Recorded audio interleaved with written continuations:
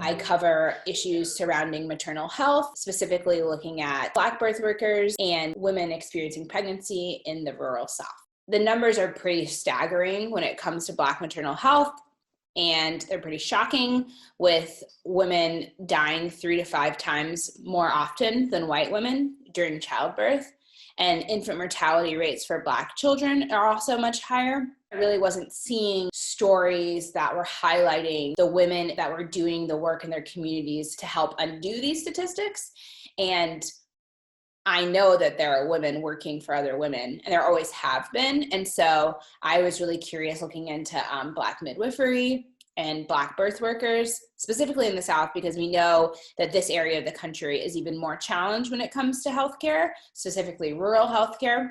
And so I started working and looking into highlighting the women that are kind of the anti-narrative to what's been going on, like the opposite. So like, who is solving these problems? Last year, I actually found out I was pregnant, and I was really excited because I was like, this is going to be such an amazing way to connect with all the people I'm photographing because I'm pregnant. But then COVID, the pandemic hit, and so that changed literally everything. And so I couldn't leave Los Angeles to travel for my grant. But I decided, as I was going to my appointments and my own anxiety was just like climbing and trying to figure out how to protect myself and my baby and my own health, I realized like I should start documenting that process. I wanted to be able to tell the story of a Black woman, myself, going through this crazy once in a generation experience. And so my project evolved a bit from documenting other women to documenting my own story. I was like, okay, I really have to be in tune with myself and what's going on, and like, what am I trying to communicate to someone? And most of the time it was like, what am I trying to communicate to my daughter about this time? And so it was a different process. I always ask myself, am I the right person to tell this particular story right now? And I feel like this was the biggest test in that way, where I was like, am I the right person to tell this story? Why is this important? And as I lived through the experience, I was like, you know, I was looking for resources. I was like trying to find more information about pregnant women and COVID. And like, there's just no research because I mean, nobody knew anything. We still don't know very much about COVID. The things we do know is that Black women have really like lack of access to like good maternal health. And we know that hospitals have a lot of issues when it comes to Black women and their health care. And so I knew that. And then as the pandemic kept like unfurling across the country, we saw that the communities that were most affected were Black and brown communities.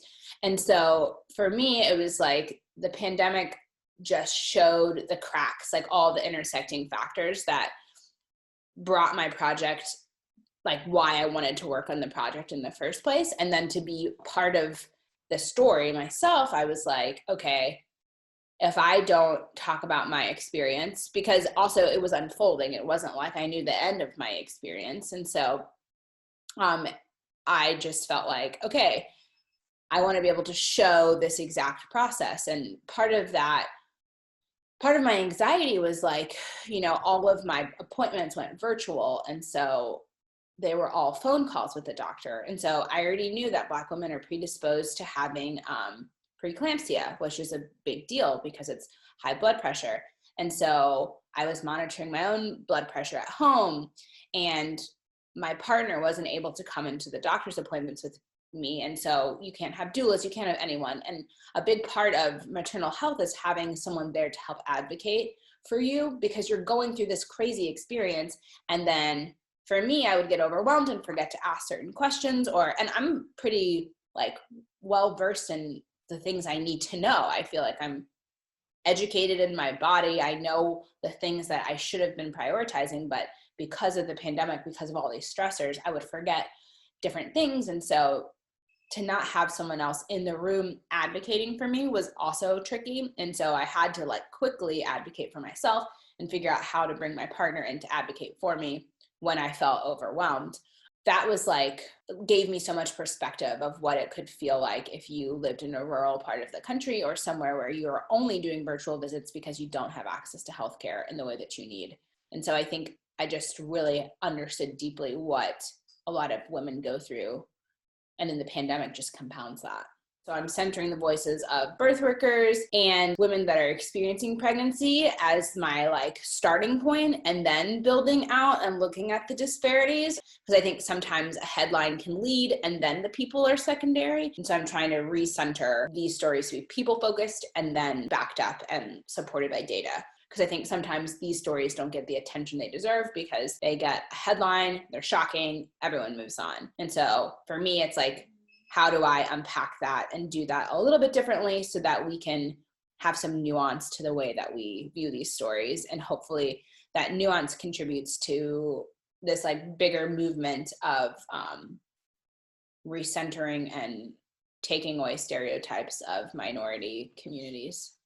The interesting part of like the community engagement was after the story published and people reached out to me, and like just the conversations that have happened after the work has been out there, because I mean, babies are born every single day. Like my story is not unique, but I think it struck a chord in a particular way because people need to see themselves represented. And so it was really fascinating to see how many different people reached out and were like, thank you for writing this. Like a lot of men reached out, I think because their wives or their daughters or people they know were going through this and they just couldn't, they needed somebody to connect the dots for them. And so my story did that in a lot of ways.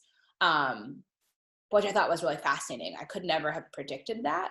And that was really cool and like reinforces the power of storytelling and why like you can think, oh, this is going to do this particular thing, or I'm telling the story for this specific audience. And then it resonates with people you never would have guessed. And I think that's really cool. And that was something that I was like really proud of this story doing, because I was like, I think that this is reaching people that might not necessarily be like reading up on Black maternal health, but this story connects to them because they are in a pandemic. They know someone that had a baby or is having a baby. And so sort of like broaden that for people. Specifically, I wanted women that have gone through the same experience that I did to feel like, okay, I see me represented in the news. I see a story that I can relate to there and existing. I also, like in a higher, like more lofty sense, like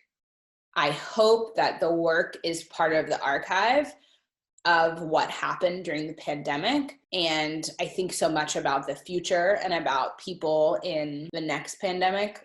Who knows when that will be, but like in 100 years from now, that story was published during this time and it speaks to my experience, which is representative of a lot of other experiences. And so I think about how important it is for that work to exist for the archive.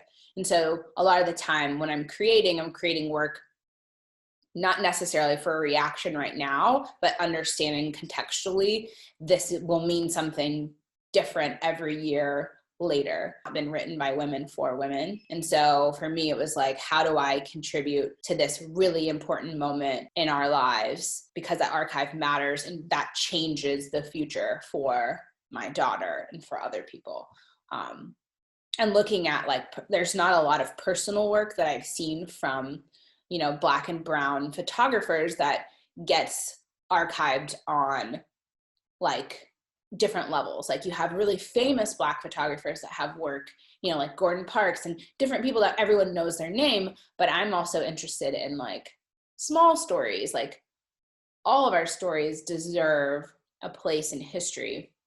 And so for me, it was like, this is my chance to do that about something that I really care about and an issue that I think needs more attention and needs to be recorded, because there's a lot of disparities right now and hopefully that won't exist in the future. So hopefully we have a resource, because even when I look back, there's not a lot of recorded stories about like Black birth workers in the South, even though we know that the majority of babies were delivered by Black women. And so to me, it's just like that desire to create that archive was really strong.